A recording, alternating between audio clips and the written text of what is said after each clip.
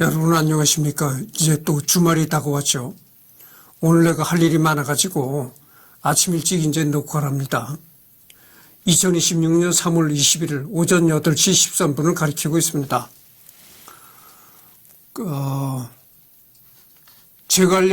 요즘에 제갈량 업적 부분을 하고 있잖아요. 그래서 제갈량 업적 부분을 들어오게 되면은 이 여담이라는 부분이 있습니다. 그래서 이 여담에서 하도록 하겠습니다. 보통은 제갈량이 그냥 천재라서 저런 업적을 남겼다고 생각한다. 물론 만능의 천재였던 것은 사실이지만 제갈량이 유비 탁구 대신으로서 이만한 업적을 남길 수 있었던 것은 사실 유비가 제갈량의 재능이 저 정도로 개화될 지경으로 쥐어짜면서 경험을 쌓게 했기 때문이라 해도 과언이 아니다.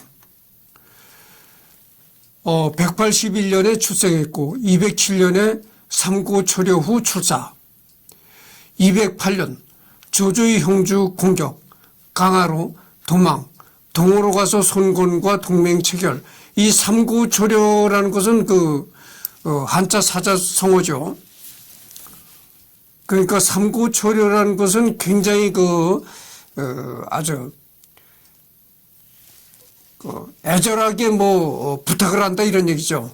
자기 자신을 낮추고 애절하게 부탁을 한다. 그래서 유비가 제갈량을 찾아가가지고 제갈량이 사는 초가집을 찾아가가지고 제갈량이 그렇게 가난하게 살았던 거죠. 그래서 가난하게 초가집에 사는 제갈량을 찾아가가지고 나와 지휘를 해달라. 정부 국가 일을 같이 좀 해달라 이렇게 부탁을 하는, 거기서 이제 삼고초려라는 말이 생겼다 이런 얘기죠. 조조의 형주 공격, 강화로 도망, 동으로 가서 손권과 동맹 체결, 군사 중랑장으로 임명, 영릉 장사 계양 세군을 관할하며 부세를 거둠, 유비 입족, 형주를 진수, 수비함, 장비 조은과 함께 입주를 공격, 214년에는 유비 입주목 등극, 군사장군으로 임명, 좌장군보의 일을 대행했다. 218년에는 한중 공방전, 성도에 머무르며 보급, 219년에는 유비 한중왕 등극, 221년에는 유비 황제 등극, 승상 녹상서사, 사례규의 가절의 임명. 그러니까 전번 시간에도 내가 얘기를 했지만 이 승상이라는 것은 요즘으로 말을 하면 국무총리격에 해당된다고 볼 수 있겠다 이런 얘기를 했습니다. 그리고 이 사례규의라는 것은 요즘 말로 하면 요즘 대한민국 정부를 말을 하면은 감사원장 정도라고 할 수 있겠다 이런 얘기를 했습니다. 그리고 223년에는 자기가 모시던 유비가 사망을 했다. 그다음에 탁고를 받으면 이렇게 되어 있습니다. 그래서 여기 보면은 181년에 출생했다고 하니까 100년대가 저물어가고 곧 이제 200년대가 곧 이제 눈앞에 다가온 그런 시점에 태어났다 이거죠. 여러분 올해가 2026년도잖아요. 올해가 2026년도니까 181년이라면 어떻게 됩니까? 까마득한 옛날이죠. 그러니까 1000년 이상, 1000년 이상의 전에 태어난 사람이죠, 이 사람이. 현대 기준으로 말하자면 대충 이렇게 나온다. 공무원 2년차 28세, 조직의 명운이 달린 교섭의 대표 사절로 나감, 외교 분야 마스터, 공무원 3년차 29세. 그러니까 이제 이 제갈량은 이미 1000년 전의 사람이지만 만약에 제갈량을 요즘 공무원에 비교한다면 이렇다 이런 얘기죠. 그러니까 제갈량이 처음에 이제 국가 공무원으로 나설 때는 2년차 28살이었다고 그죠. 조직의 명운이 달린 교섭의 대표 사절로 나감, 외교 분야 마스터. 그다음에 공무원 3년차 29세, 조직의 수입 관리 총괄 본부장이 됨, 행정 분야 마스터, 공무원 5년차 31세, 기관장이 해외에 출장 가자 본사 공동관리자가 된 군사 분야 마스터, 공무원 7년차 33세, 기관장을 도우러 해외로 나감, 군사 지휘관이 된 군사 분야 마스터, 공무원 8년차 34세, 기관장이 조직 확장 성공, 조직 내 명실상부 넘버 2, 공무원 15년차 41세, 국무총리 겸 기재부 장관 겸 국방부 장관 겸 감사원장 겸 대법원장 기타 등등 이렇게 나옵니다. 그래서 제갈량이 최종적으로는 이제 승상이라는 건 내가 얘기를 했잖아요. 오늘날의 국무총리에 해당되는 벼슬이다 이렇게 했고, 감사원장, 요즘 말로 그 감사원장, 이 사례교위라는 게 그렇습니다. 사례교위라는 게 요즘 말로 하면 감사원장에 해당될 수 있겠다 이런 얘기를 했습니다. 젊은 시절부터 이렇게 착취를 해야 되는데 나이가 들어서는 더더욱 고생을 해야 했으니 과로사를 안 하고 배길 수가 없었던 것이다. 그 덕에 제갈량이 승상이 된 나이는 겨우 41살이었다. 그는 모든 분야에서 일을 맡겨도 제 역할을 잘해냈고 유비가 열심히 부려먹은 덕에 만능 관료가 된 것이다. 당대로 이 정도로 만능이었던 자는 조조 정도인데 조조와 달리 절대적인 충성심까지 경비한 그야말로 최고의 관료이자 신하였던 것이다. 제갈량이 승상이 된 나이가 41살 때 승상이 됐다는 얘기입니다. 여러분 지금 41살이면 어때요? 41살이면 애들이잖아요.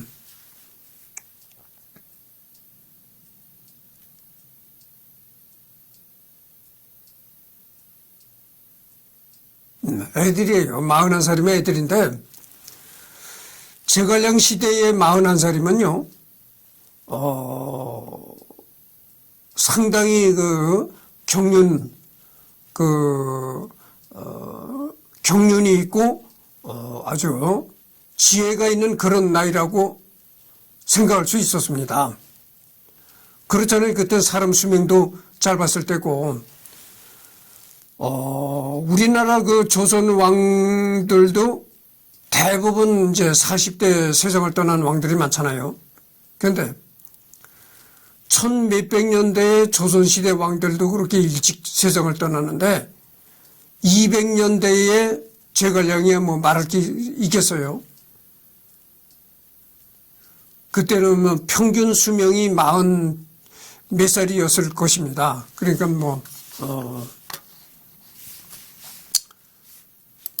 보통 한 40살에 세상을 떠나는 사람도 많았다 이런 얘기죠. 제갈량은 촉관이라는 나라를 세운 황제 유비와 같은 카리스마를 갖지는 못했지만 넘쳐나는 재능이 있었고 유비는 그런 제갈량에게 마음껏 재능을 발휘할 수 있는 경험과 권한을 물려주었기에 제갈량이 망해가던 촉관을 수복할 수 있었다. 전한의 개국공신인 한삼고래에 비하자면 장량과 같은 대국적 식견으로 촉이 나아갈 방향성인 천하삼분지계를 만들었고 소하의 비견되는 정도의 행정정치력으로 촉을 부흥시킬 수 있었고 북벌에 나설 때는 한신이 되어 직접 군사를 부리니 제갈량은 가히 만능이었다. 그래서 이 제갈량은 그렇게 능력이 출중하고 만능적인 그런 재질을 가지고 있었기 때문에 촉관을 굉장히 부유하게 이끌은 그런 지도자였다 이런 얘기죠. 그래서 관련 문서가 나옵니다. 관련 문서는 이제 제갈량 생애, 제갈량 삼국지연의 그러니까 제갈량에 관한 기록들이 이런 데에 기록이 되어 있다는 거죠. 제갈량 인간관계, 제갈량 평가 이렇게 쭉 나옵니다.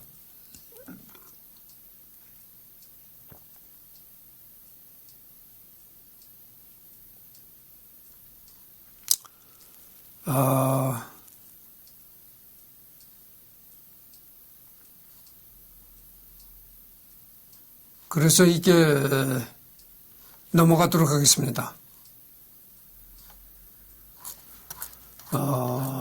그래서 이제 업무는 업적, 제갈량의 업적 부분을 여태까지 했거든요. 제갈량의 업적 부분이 이제 끝났습니다. 끝나고 다음으로 넘어가도록 하죠.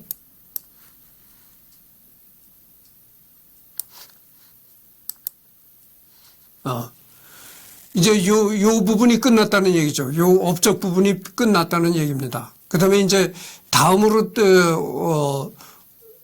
할 자료가 이 평가를 넘어가도록 하죠. 제갈량을 평가하는 항목이다. 제갈량의 평은 역사적으로 칭찬 일색이라는 느낌이 강한데 이따금 있는 비판도 다른 사람들이 그것을 반박하는 느낌이 강하다. 예를 들어 습착취의 읍참마속에 대한 부정적인 평의 경우 후에 왕세경, 홍량결 속한 속후한서들을 지은 학경 등에게 반박당했다. 이것만 봐도 제갈량이 역사적으로 꽤나 높은 평가를 받아왔다는 것을 알 수 있다. 그 업적 부분에서도 내가 이렇게 여러분들하고 살펴봤잖아요. 제갈량이 살아생전에 어떤 업적을 남겼는가. 참 이루 말할 수가 없잖아요. 업적이 너무나 많잖아요. 그런 걸 훑어봤습니다. 특징. 제갈량은 충심과 뛰어난 능력으로 이상적인 신하의 대명사로서 항상 인기인이었으며 그 덕에 오래전부터 매우 높은 평가를 받았다. 결론적으로 북벌을 실패하고 주군의 대업인 천하통일을 이루지 못한 채 눈을 감았기에 그에 따라 비판 역시 없진 않았으나 당대부터 현대까지 고금의 쟁쟁한 인사들이 높게 평가하고 있다. 그만큼 삼국지에서 후반기를 책임지는 스타이면서도 여러 가지 매력적인 부분이 부각된 인물이다. 그래서 아예 제갈량 사후 제대로 지필이 되지 않은 삼국지 관련 작품도 많고 제갈량을 기억하는 사람도 굉장히 많은 편. 삼국지 시작 184년부터 제갈량이 죽을 때 234년까지와 그 뒤로 삼국지가 정말로 막을 내릴 때까지 이 시간은 거의 비슷하며 그동안 여러 가지 사건이 꽤 많이 일어났다. 그리하여 진나라 건국과 삼국시대 결말의 시발점이 되는 사마의 일을 모르는 사람은 있어도 그의 죽은 유비와 함께 제갈량은 삼국지를 읽지 않은 사람도 웬만해서는 알 정도다. 제갈량이라는 인물은 삼국지에서도 스타에 해당되는 사람이었다고 하죠. 이 삼국지에 나오는 인물 중에서도 스타라고 할 수 있는 그런 사람이다 이런 얘기입니다. 그렇게 아주 이름이 높고 인지도가 높은 사람이다 이런 얘기죠. 그래서 삼국지를 읽어본 사람은 물론이고 삼국지를 읽어보지 않은 사람도 제갈량이라는 이름 석자는 어디서 뭐 주소들로도 들을 수 있는 그런 상태였다 이런 얘기입니다.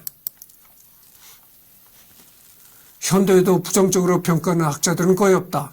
동양사에 대한 연구의 깊이나 문화적 공감대가 없는 서구권 학자들이 종종 가시적 영토 확정이 없다는 이유만으로 비판하지만 그럼에도 그의 정치력을 폄하하지는 않는다. 국내 학자들이나 대중들도 제갈량에 대한 평가는 대부분 매우 높으나 인터넷상에는 무리를 이루어 세력화해 그를 비판하는 일부가 존재한다. 제갈량이 역사에 남은 이유는 어쩌면 그의 경세 가족 또는 군략 가족 역량이 어느 정도인가 하는 것과 별 상관이 없는지도 모른다. 제갈량만큼 사대부적 낭만성을 온전하게 아름답게 구현한 인물은 제갈량 이전에도 이후에도 없다는 것이 사람들이 이 선비에게 주목하는 이유가 아닐까. 제갈량을 비판하는 사람들도 있다는 겁니다. 물론 그렇잖아요. 그러니까 뭐 칭찬하는 사람이 있으면 또 비판하는 사람이 있다는 것은 너무나 당연한 건데, 그러나 어쨌든 간에 그 제갈량이 그 이룩한 그 족한을 경제적으로 부유하게 이끌고 그 다음에 군사적으로도 강력하게 이끈 그런 능력만큼은 인정해주지 않을 수가 없다 이런 얘기죠. 그 다음에가 군제. 그러나 제갈량의 재주는 치용에는 능하나 기모는 부족하고 백성들을 다스리는 재간이 정력보다 더 뛰어났습니다. 그런데 그와 대적한 이들 가운데는 혹 인걸도 있었고 또한 군사수가 부족해 적과 같이 못했으며 공격과 수비는 서로 다르므로 이 때문에 여러 해 동안 군사를 움직였으나 능히 이기지 못했습니다. 삼국지 제갈량전에 이렇게 나오는 부분이다 이런 얘기죠. 잠깐만요.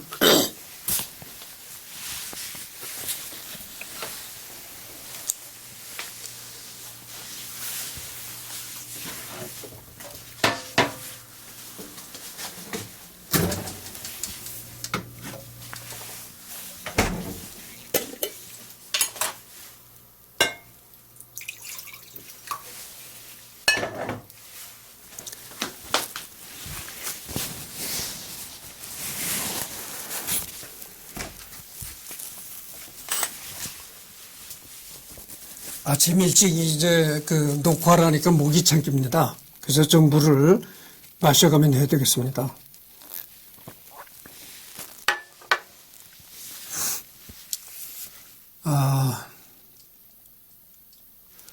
진수가 제갈량의 군제를 비판하면서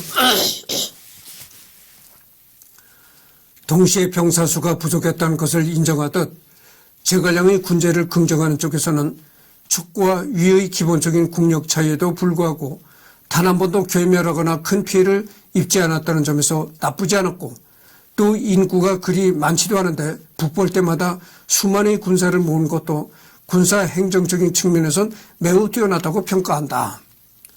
상북 지원에 의해서 소설적인 과정을 제외하고 보면 대체로 신중하고 견실한 지휘관으로서 판적인 능력은 뛰어나지만 돌발 상황이 발생하거나 혼선이 발생했을 때 과감, 도박적인 대응으로 변수를 창출하는 데는 부족함이 있었다고 볼 수 있다. 군사적 자료나 연구가 활발한 로마사에 대응하면 트라이아누스나 폼페우스와 비슷한 타입이며 카이사르나 게르마니쿠스 등과는 정반대되는 성향이라고 볼 수 있다.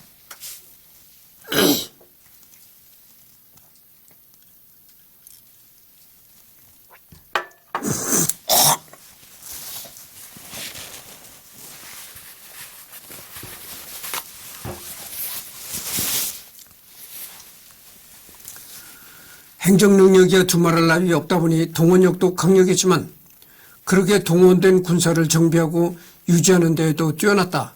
다만 당대인인 진수도 증언했듯 누구나 인정하는 제갈량의 행정 능력과 동원 능력에도 불구하고 압도적인 위군의 규모로 인해 제갈량은 항상 불리한 규모와 불리한 조건에서 자신보다 수적으로 우세한 위군과 싸워야만 했고 이것이 견실하고 신중해 전공법에 특화된 본인의 성향과 맞지 않다 보니 전체적인 전과가 좋지는 못한 편이었다. 위군은 관서 방위군에 낙양과 장안에서 증원되는 중앙군까지 합치면 대체로 촉한보다 군사력이 우세했고 특히 기병 전력에서는 항상 압도하는 상황이었다. 다만 번뜩이는 과단성은 부족해도 병사를 지휘 통제하는 역량 자체가 부족한 것은 아니었다. 제갈량의 도전에 응전한 위군 지휘관들은 대체로 패배를 면치 못했기 때문이다. 사마의도 노성전투에서 섣불리 회전을 걸었다가 밀려난 뒤 지구전으로 노선을 변경했고 장압은 심지어 철수하던 제갈량을 추격하던 중이었음에도 함정에 빠져 전사하고 말았다. 그나마 곽해와 학소가 제대로 대응한 편이었지만 곽해도 해전에서 제갈량과 맞붙은 것은 아니었고 학소는 수성전이라는 유리한 입장에 입지해서 잘 버틴 것이지 마찬가지로 제갈량을 전술적으로 앞둔 것은 아니었다.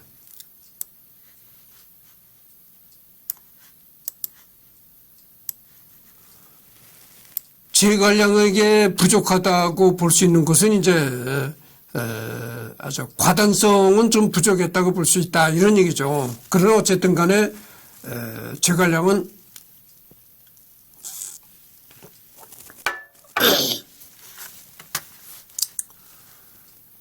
위나라 군대하고도 이제 전투를 해서도 결코 밀리지 않았다는 얘기입니다. 사마위가 제갈량에 맞서 쓴 대응 전략은 시사하는 점이 크다. 맹달과 공손년을 토벌할 때 사마위는 속공과 기동전에서 강점을 보였고 사마위의 압도적인 전략 기동성과 전투에서 보여주는 맹렬한 공격성에 맹달과 공손씨는 제대로 저항조차 하지 못하고 단기간에 분쇄되어 버렸다. 하지만 사마위는 노성에서 제갈량과 한 차례 부딪혀 본 뒤로는 문 걸어 잠그는 수세로만 일관했는데 그의 강점과 약점을 정확히 파악했기 때문이라고 밖에 볼 수 없다. 즉 회전에서는 사마위를 압도할 만큼 매우 강력하지만 문 걸어 잠근 상대를 자극할 만한 변수 창출 능력이 부족하다는 것. 이 와중에 촉군의 규모도 적고 원정군까지 물자까지 부족하다 보니 더더욱 발이 묶일 수밖에 없었을 것이다.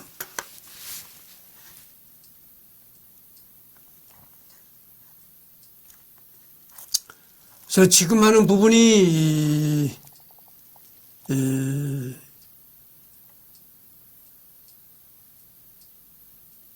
평가, 제갈량을 평가하는 그 부분을 지금 하고 있는 겁니다.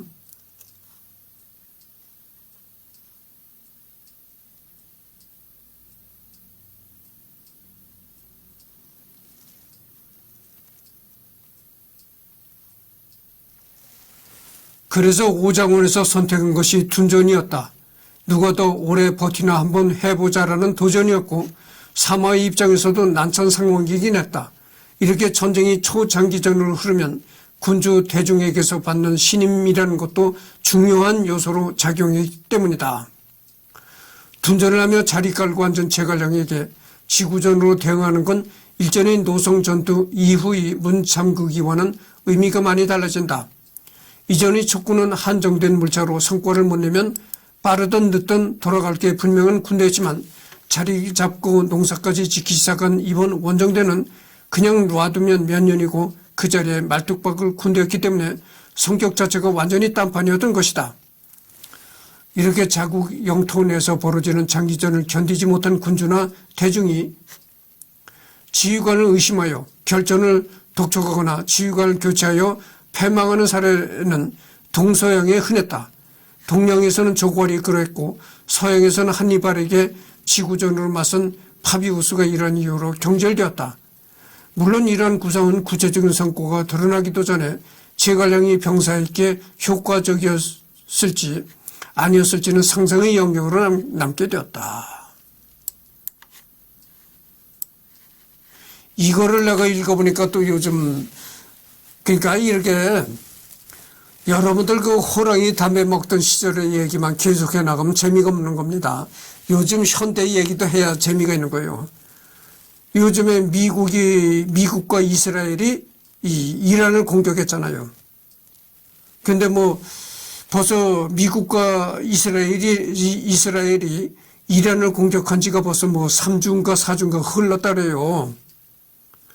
근데 벌써부터 장기전에 그 늪에 빠졌다. 미국이 장기전에 늪에 빠졌다 뭐 이런 얘기가 등등 나오는데 이렇게 전쟁이 오래 장기간에 끌면은 그 무관심 내지는 피로감이 생긴다 이런 얘기죠. 결국은 러시아하고 우크라이나 전쟁이 계속 지금 뭐 4년째인가 이렇게 나가잖아요. 처음에는 굉장히 여러분들도 처음에는 굉장히 관심들을 많이 가졌으리라고 생각해요. 근데 이 장기전으로 가다 보니까 이제는 러시아와 우크라이나 전쟁에 관심을 안 갖는 사람들이 이제 많아졌으리라고 생각을 해요.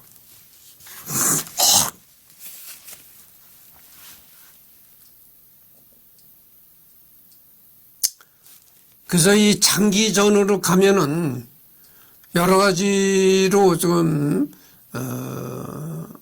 그렇게 피로감이라든가 무관심 이런 게 생긴다는 거죠.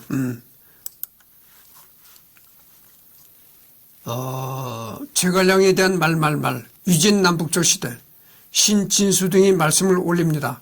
신이 이전에 저정랑으로 있을 때 시중 영중서감 제북구 신순욱 중서령 관내후 신 관내 후 신화교가 상조하여 신으로 하여금 예전 촉승상 제갈량의 yen의를 정리하도록 했습니다.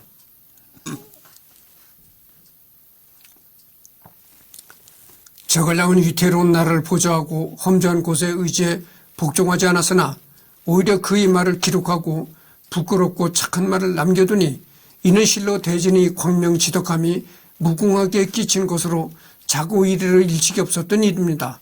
중복된 것은 삭제하고 서로 유사한 것끼리 분류해 모두 24편으로 만들었고 편명은 앞에 적은 그대로입니다. 제갈량은 어려서 출중한 재주와 영패의 기량을 갖추고 키가 팔적에 용모가 매우 훌륭하니 당시 사람들이 그를 남다르게 여겼습니다. 한나라 말 홀라를 만나 숙부 제갈현을 따라 형주로 피난가서 몸소 밭가리며 문달을 구하지 않았습니다. 이때 좌장군 유비가 제갈량의 뛰어난 기량을 갖추었다 하여 제갈량의 초려로 3번 방문하니 제갈량은 유비의 웅자가 걸출함을 보고 마침내 해대사성하고 서로 두텁게 결탁했습니다. 제갈량의 키가 8척에 달했다는 거죠. 그러니까 뭐 요즘 말로 하면 요즘 말로 하면 190 이상 정도 되는 장신이었다 이렇게 말할 수가 있습니다. 이렇게 제갈량처럼 여러 가지 능력을 구비하고 또 키도 이렇게 크고 그랬다면은 아주 금상첨화겠죠. 그러나 여러분들 또 우리말이 이런 얘기가 있어요. 조선 놈은 키 크면 싱겁다. 그리고 생각해보세요. 키가 크다고 다 보기가 좋은 게 아닙니다. 키가 커도 멀때같이 아주 구부정하고 안 좋게 보이는 사람이 있고 그래요. 그리고 키가 작아도 보기 좋게 보이는 사람이 있고 그렇습니다. 그래서 요즘에 젊은 여성들은 그렇게 키 큰 남자를 원한다네. 남자가 키가 커야 된다. 그걸 뒤집어서 생각해 보면 이 조선 사람들이 이 한국 사람들이 작았다는 반증인 겁니다. 이 한국 사람들이 인종 자체가 작다 보니까 그렇게 여자들이 키에 목을 맨다 이거죠. 키 큰 남자를 원한다. 근데 사람이 키만 크다고 키가 지금 뭐랍니까? 그게 아닙니다. 사람이 키가 작고 체구가 작아도 금력이 있고 권력이 있어야 되는 거죠. 금력과 권력이 있는 사람은 아무리 체구가 작아도 체구가 작고 키가 작아도 함부로 그 사람을 함부로 대할 수가 없는 겁니다. 그러나 아무리 키가 멀때같이 커도 돈 한 푼 없고 가난하고 권력이 없고 그래봐요. 키가 이렇게 멀때같이 키가 큰 놈이 어디 가서 참 청소 일을 하는 분들한테는 참 죄송한 얘기지만은 직업에는 귀천이 없습니다. 그 말부터 내가 하고 얘기를 하겠어요. 어디 가서 빌딩 청소나 해보고 그러셔. 그렇게 키가 커봐야 무슨 소용이 있겠어요. 건물 청소나 하고 살아가는데. 그렇지만 키가 작고 그래도 이 박정희 대통령처럼 키가 작고 체격이 작아도 권력을 가지고 있는데 그래도 여러분들 그 박정희 대통령 시절에는요. 박정희 대통령이 딱 나타났다 하면 바짝 얼었습니다. 왜냐하면 박정희 앞에서 말 한마디 허튼 소리 잘못하다가는 당장 중앙정부 끌려가서 혼쭐이 나거든. 박정희 시대는 그렇게 박정희가 안 좋게 얘기를 하면 포갑적인 정치를 한 거고 좋게 얘기를 하면 아주 권위적인 정치를 했다. 그렇기 때문에요. 박정희는 지금 대통령하고는 차원이 다릅니다. 지금 대통령은요. 대통령 앞에 가도 떨릴 게 없어요. 마음 탁 터놓고 얘기를 하죠. 근데 박정희 대통령은 그렇지 않았어요. 박정희 대통령은 정말 대통령이 나타났다 하면 정말 막말로 오줌을 지릴 정도였다고 하죠. 그 뭐 박정희 앞에서 말 한마디 잘못했다간 정말 골로 가게 생길 그런 정도였으니까, 그러게 박정희는 서슬이 퍼런 사람이었다. 체구가 작고 키가 작아도 박정희라면 그렇게 뻘뻘 떨었어요. 그게 나쁘게 얘기를 하면 독재 정치를 해서 그렇다, 뭐 이런 게도 얘기를 할 수가 있어요. 그래서 이 키라는 것은 이거는 링컨 대통령이 한 말이 뭔 줄 아십니까? 사람 키라는 것은 어깨가 땅에만 닿지 않는다고, 이렇게 걸어갈 때 어깨가 땅에만 닿지 않으면 된다는 거예요. 미국의 링컨 대통령은 키가 컸습니다. 미국의 링컨 대통령은 키가 크고 비쩍 마르고 이런 스타일이었거든요. 키가 큰 링컨 대통령 본인이 이런 얘기를 했다니까. 사람 키라는 것은 걸어갈 때 어깨가 땅에만 닿지 않으면 된다, 이런 얘기야. 그렇잖아요, 여러분들. 키가 커도 멀때같이 좀 머저리 같이 보이는 사람이 있고, 키가 작아도 아주 사람이 똑똑해 보이고 아주 지적으로 보이고 이런 사람이 있다, 이런 얘기죠. 그럴 경우에는 어느 사람이 더 인간적으로 훌륭해 보입니까? 키가 작아도 사람이 지적으로 보이고 똑똑해 보이는 사람이 인간적으로 더 훌륭해 보이잖아요. 키만 멀때같이 커가지고 요즘 또 유행하는 에베베가 또 유행한다네. 속된 말로 그게 표준 말이 아니야. 표준 말이 아니고 요즘에 그 라이브 방송하는 데서 뭐 이런 에베베란 말이 자꾸 생기는데, 키가 멀때같이 커가지고 에베베 해보시오. 별거 아니란 말이죠. 그러나 키가 작아도 사람이 아주 지적으로 보이고 똑똑해 보이고 이러면은 이거다 이거죠. 굿이다 이거죠. 그래서 여러분들 단순히 숫자상의 키만 가지고 뭐 이러쿵저러쿵 할 얘기가 아니다, 이런 얘기예요. 그래서 나는 뭐 이미 여러분들 나를 젊게 보잖아요. 내가 57년생이에요. 57년생이라고 하니까 한국 6.25 전쟁이 언제 끝났죠? 53년에 끝났어요. 53년이 휴전이 됐습니다. 휴전이 되고 나서 꼭 4년 후에 내가 태어났다, 이런 얘기예요. 그런 사람이니까 이승열이 보고 뭐 결혼한다 어쩐다 이런 쓰잘데없는 얘기 더 이상 하지 마시오.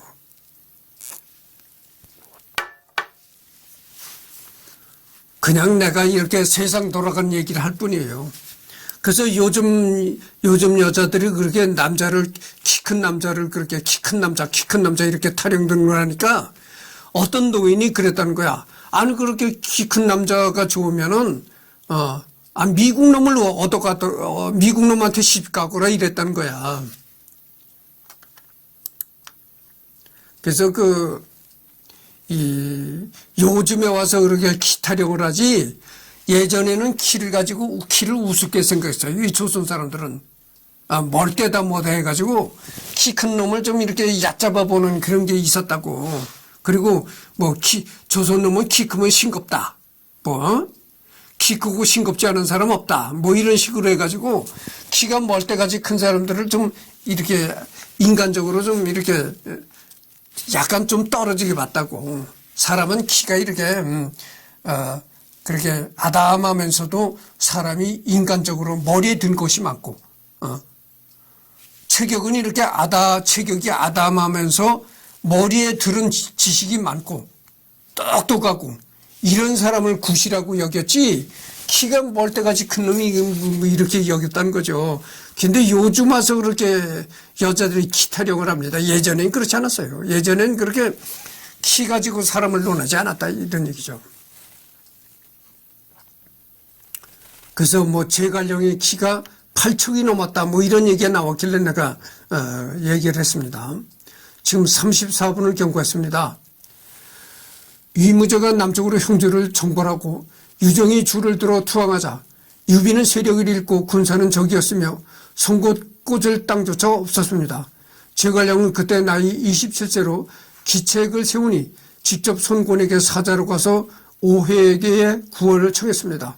손권은 이전부터 유비를 보강한 데다가 또한 제갈량이 이 기하함을 보고 그를 매우 경증하여 곧 군사 3만을 보내 유비를 도왔습니다. 이에 유비가 힘으로도 무제와 교전에 그 군을 대파하고 승세를 타 크게 이겨 강남을 모두 평정했습니다.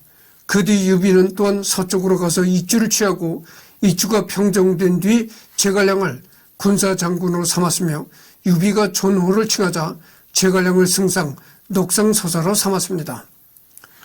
유비가 죽은 뒤 그 사자가 유약하여 크고 작은 일을 모두 제갈량이 전담했습니다. 이에 밖으로는 동호와 연결하고 안으로는 나무를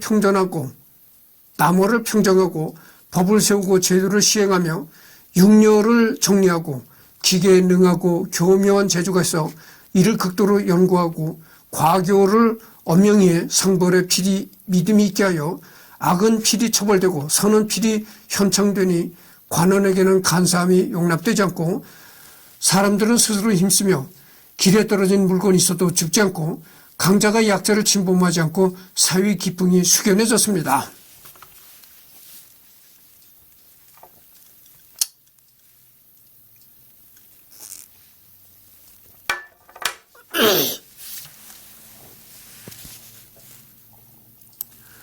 그러니까 이가 제갈량에 대한 극찬하는 얘기가 나옵니다. 그 유비가 죽자 그 유비의 아들이 이제 유비의 아들 유선이가 이제 황제를 물려받았는데 그렇잖아요. 예전엔 그 왕시대 때는 대를 이어 물려받잖아요. 물려받았는데 유선이 너무 그 나이가 어렸고 그다음에 성품이 유약했다 이거죠. 그래가지고 이 제갈량이 그 아주 대신 그 통치를 전담했다 이거죠. 그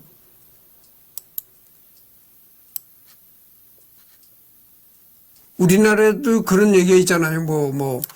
지금 여기 신경 쓰다 또 딱 맞겠네.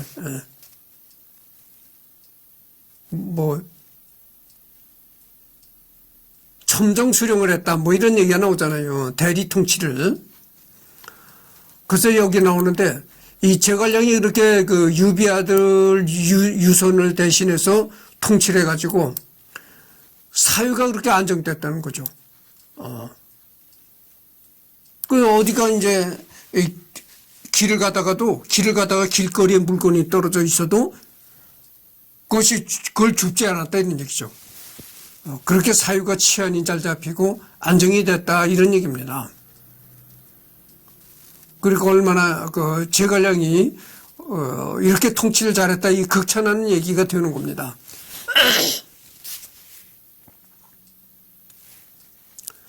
당시 제갈량의 본뜻은 나아가서는 용량호시, 용이 머리를 들고 범이 노려봄해.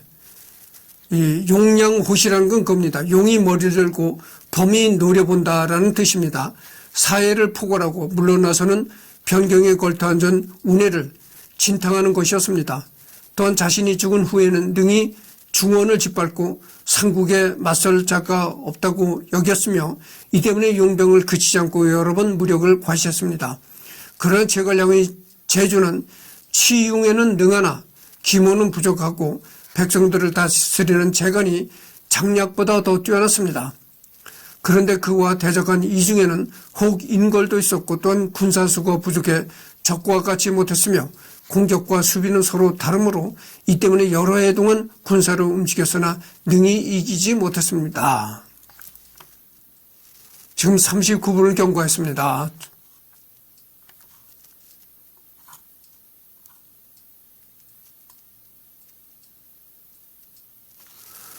옛날 소아는 한신을 추천하고 관중은 왕자 성보를 청구했는데 이는 모두 자신의 장점을 해려볼 때 모든 것을 겸하여 가지지 못했기 때문입니다. 제갈량의 기량은 정리에 능하니 또한 관중 소아의 앞이리라 할 만합니다. 그러나 당시 명장 중에 성보 한시 같은 이가 없어 이 때문에 공업이 지체되고 대의를 이룰 수 없었던 것입니다. 대저 1000명이 돌아가는 곳은 정해져 있어 지력으로 다툴 수 없었던 것 같습니다. 청룡 2년 봄 제갈량은 군을 이끌고 무공으로 나와 군사를 나누어 둔전하고 오래도록 주둔할 기초를 만들었다가 그에 가할 병으로 죽으니 일반 백성들이 그를 기리어 그 말이 입에 가득했습니다. 지금까지도 양주 익주의 백성들은 제갈량을 찬탄하여 그 말이 아직도 귀에 남아있으니 비록 감당에서 소공을 읊고 정나라 사람들이 자산을 노래했다고 하나 먼 과거의 비유를 둘 필요가 없습니다. 맹가가 말하길 편안히 하는 도리로 사람을 부리면 비록 수고스러워도 원망하지 않고 살리는 도리로 사람을 죽이면 비록 죽더라도 원망하지 않는다고 했으니 실로 옳은 말입니다.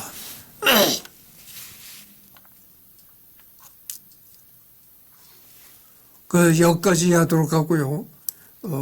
여기서부터는 다음 녹화 때 하도록 하겠습니다.